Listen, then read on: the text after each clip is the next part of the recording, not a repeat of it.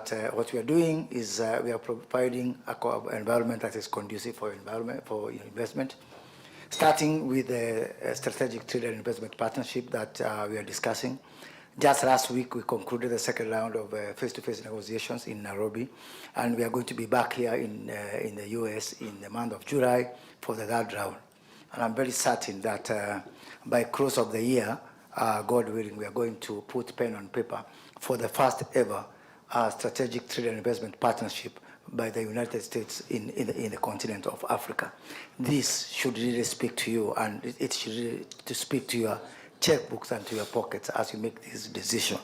So this is a manifestation of the commitment of the government of Kenya and the government of the United States to ensure that your investments are safe and that we really provide an environment that is good for your business.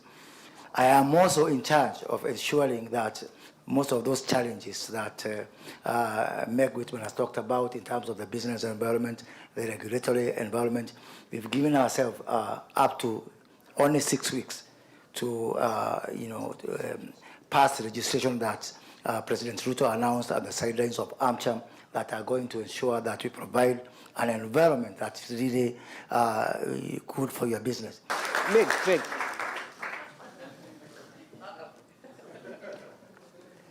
The figures she's quoted, the experience that Meg Whitman has, you are coming to a country that has a business mogul, as ambassador, who will guide you, who knows how things are done. Moses, Kuria, come. Thank you. One second. Oh, now what are we doing?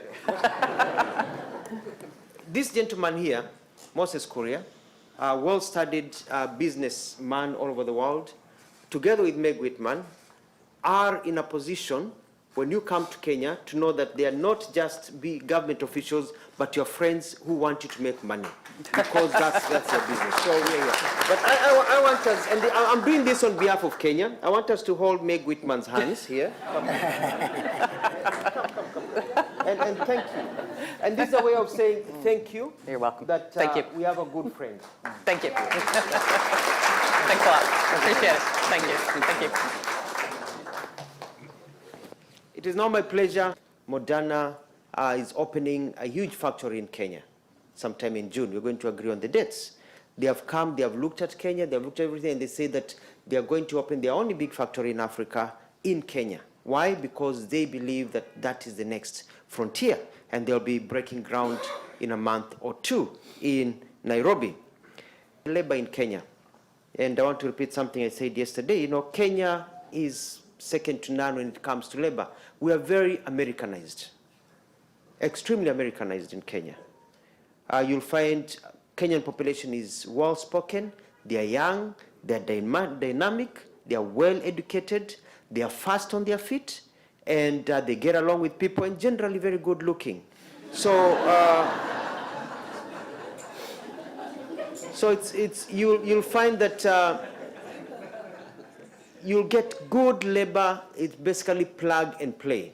And if you look at all the companies operating in Kenya, they don't even have to import people from outside. You come to Kenya, you'll find engineers. You'll find well-trained people in all fields who can work and make you money immediately. So there's no, that issue. You go and then you have to train people. And then because we speak American English, then it becomes very easy. Without climate change is real.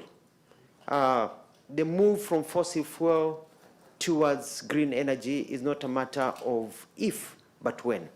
And this is a great opportunity, and I want to echo what she said.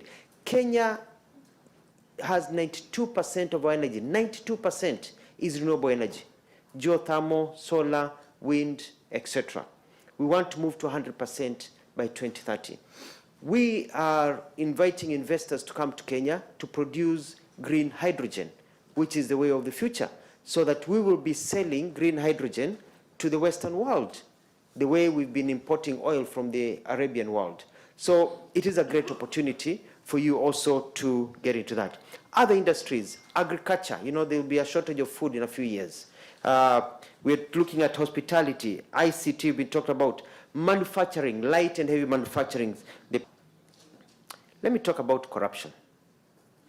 As a senior government official who served in this government, I have never seen such dedication of the present cabinet that I sit in, led by our President William Ruto, to fight corruption.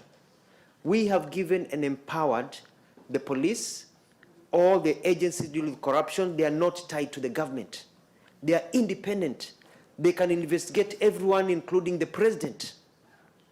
They are free of any chains. That means now the government of Kenya has decided that we are fighting corruption in a way that has never been fought before, and that when you come as an investor, you will not have any problems in terms of people asking for bribes or other issues. We've taken care of that. And if anybody tries to ask you for bribes, just talk to me or Meg Whitman. We'll deal with them.